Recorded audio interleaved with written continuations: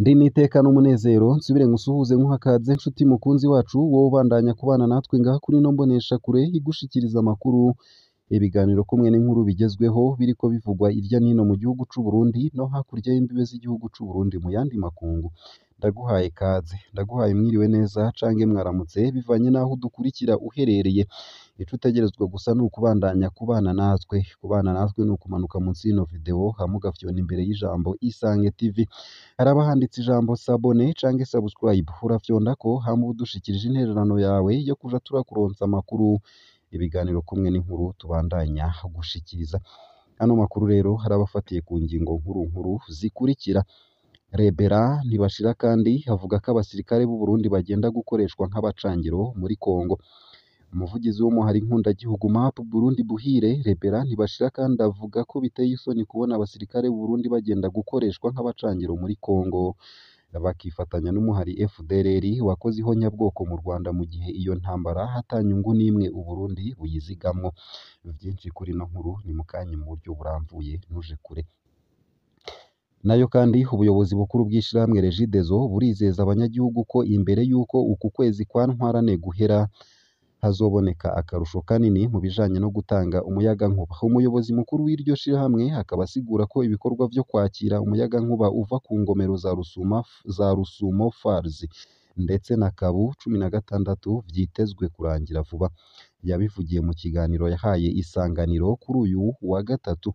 Jean Albert Manigomba akaba avuga ko ivyo bikorwa ari vyo bituma haguma hibonekeza icikagurika ry'umuyagankuba mu bice bitandukanye.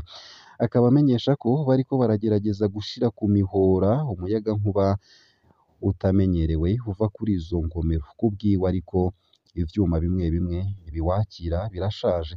Yemeza ko biriko birasubirizwa kugira bishobore kuwakira neza.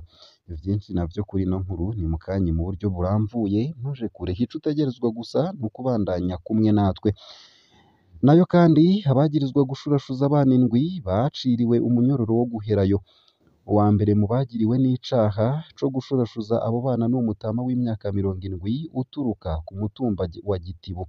Yagirijwe ko hagati y'amagenekerezo ya 26 na 28 Ruhuhuma yasambanije abana b'abakobwa 4 bafise hagati y'imyaka 7 ndetse n'8. Ivyo ngo akaba yarabikoze mu gihe yari yahaye abo bana akazi ko guhurungura ibigori, hama akabahemba amafaranga 250 ku munsi.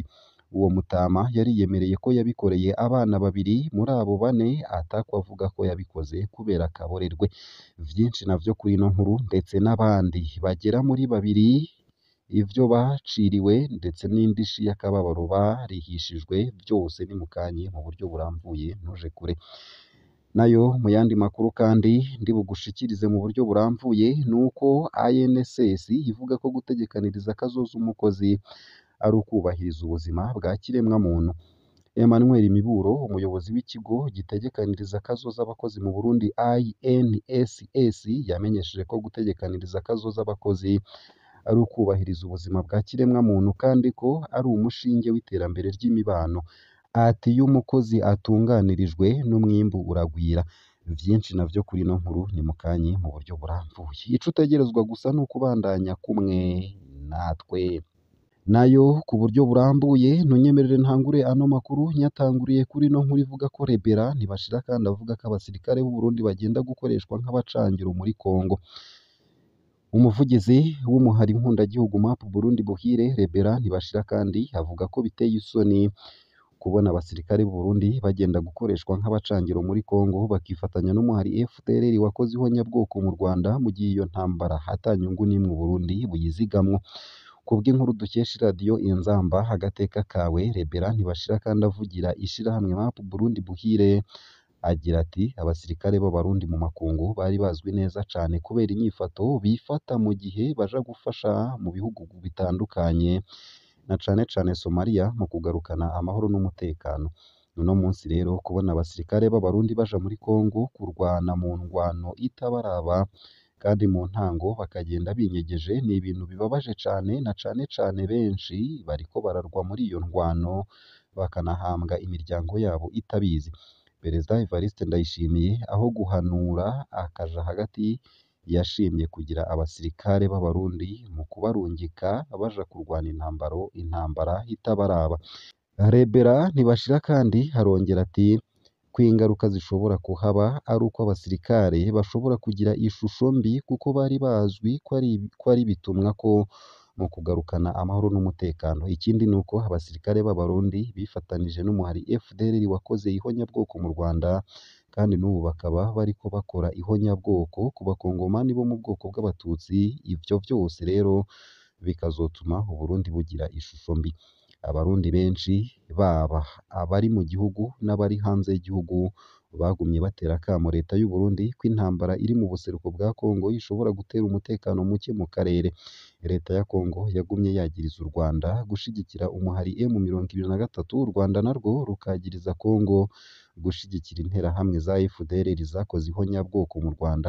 Uburundi bukaba bwararungitse ingabo muri Kongo hamwe n'igihugu ca Afurika y'Epfo na Tanzania zihurikiye muri SAMIDRC. Nayo mu yandi makuru kandi ni uko abagirizwa gushurashuza abana baciriwe uwo guherayo. Aho ni mu ntara ya Kayanza. Uwa mbere mu bagiriwe gushurashuza abo bana ni umutama w'imyaka 70 aturuka ku mutumba wa Gitibo. Yagirijwe ko hagati y'amagenekerezo ya 26 na 28 Ruhuhuma 2024 yasambanije abana b'abakobwa 4 bafise hagati y'imyaka 7 ndetse n'8. Ivyo ngo akaba yarabikoze mu gihe yari yahaye abo bana akazi ko guhurungura ibigori akabahemba amafaranga 250 ku munsi. Uwo mutama yariyemereye ko yabikoreye abana 2 muri abo 4 atakwa avuga ko yabikoze aborewe. Uwa kabiri nawe yagirijwe afise imyaka 35 akaba avuka ku mutumba Tara. Nawe yagirijwe ko yafashe ku ngufu utwana 2 tw'udukobwa mu kwezi kwa Nzero two mu muryango iwabo aduhendesheje ivyamwa. Uwo yarahakanye icaha maze asaba sentare kumweza kuko ivyo yagirizwa vyoba bifitaniye isano n'amatati yo mu muryango. Uwa nyuma yari yarengukijwe nawe nyene yagirizwa gufata ku ngufu umwigeme w'imyaka 18. We yakora akazi ko kwahirira ibitungwa ku mutumba Tara. Umushikirizamanza wa Repubulika yamwagirije ko yashurashuje akana k'imyaka 6 ariko we yarabihakanye. Uko ari abagabo 3 bose bari bashengejwe n'umushikirizamanza wa Repubulika mu ntara ya Kayanza. Sentare imaze gushira urubanza mu mwiherero, abo bagabo bose yaciye ibacira gupfungwa umunyororo w'ubuzima bwabo bwose, yongera itegeka gutanga indishi y'akababaro ingana n'umuriyoni 1 w'amafaranga y'amarundi ku mwana umwe. Ayo mafaranga ngo bishitse ntibayarihe. Sentare yashinze ko umwe muri bo azoca yongera apfungwe umunyororo w'agatsindikiro ungana n'imyaka 5 kuri buri mwana umwe yafashwe ku nguvu kandi bongere bayarihe. Izo manza zose zikaba zarabereye mu nyubakwa y'amanama ya komine Rango mu ntara ya Kayanza kuri ubu wa mbere w'ino ndwi. Nayo mu yandi makuru kandi ntunyemerere nkushikirize ino nkuru ivuga ko ngo gutegekaniriza kazoza umukozi hari kubahiriza ubuzima bwa kiremwa muntu. Emmanuel Miburo, umuyobozi w'ikigo gitegekaniriza kazoza abakozi mu Burundi INSS, yamenyesheje ko gutegekaniriza kazoza abakozi ari ukubahiriza ubuzima bwa kiremwa muntu kandi ko ari umushinge w'iterambere ry'imibano. Ati iyo umukozi atunganirijwe n'umwimbu uragwira. Jean Petit Ndikumasabo ajejwe gutunganiriza abanywanyi muri INSS nawe yavuze ko mu mibereho y'Abarundi badatahura n'ingoga ivyo gutegekanya kazoza kabo, bamwe mbere bakavyibuka ari uko rugeranyeko. Mu migambi yamenyesheje ko mu migambi INSS ifise harimwo kugwiza ihimiriza bakoranye n'abajejwe intwaro kugira bashikire abakoresha bose bazane abakozi babaziganirize ku bwa kazoza keza. Mwisekeza ico kigo INSS cakoze mu kwezi kwa Gitugutu umwaka w'ibihumbi 2023, abakoresha 827 nibo bashoboye kwiyandikisha bazana abakozi babo bagera ku 2701. Ni mu gihe mu mwaka w'ibihumbi 2022 hari habonetse abakoresha 105 gusa biyandikisha. Iryo sekeza rikaba ryarabaye akaryo ko kumenya neza intambamyi hamwe n'abakoresha batitabira ibijanye no kuziganiriza abakozi babo. Abaserukira abakozi mu vyo bagarutseko nuko abakoresha benshi birengagiza ineza y'umukozi, mbere na leta idasigaye inyuma. Bamwe mu kwanka kubategekaniriza kazoza babita abakorerabushake, abandi abakozi bo ku munsi. Kubw'ivyo uwuhagarariye igisata kigenzura akazi Inspection du Travail yamenyesheje ko amategeko agenga akazi atomoye kandi n'ibitabo bihari ngo uwutabizi barabimusigurira. Ikigo ANSS kikaba carasavye ko ku neza y'igihugu ata n'umwe yokwirengagiza ibijanye no gutegekaniriza kazoza abakozi. Ngaha akaba ariho nsoreje ano makuru nari naguteguriye ariko aravugwa irya nino mu gihugu c'u Burundi ndetse no hakurya y'imbibe z'igihugu c'u Burundi mu yandi makungu. Ico utegerezwa gusa ni ukubandanya kumwe natwe, ni ukumanuka munsi y'ino video hama ugafyona imbere y'ijambo Isange TV. Haraba handitse ijambo s'abonner canke subscribe, urafyondako hama uba udushikirije intererano yawe yo kuja turakuronsa amakuru, inkuru kumwe n'ibiganiro tubandanya gushikiriza. Ndakwipfurije kugira ibihe vyiza ndetse n'umunsi mwiza.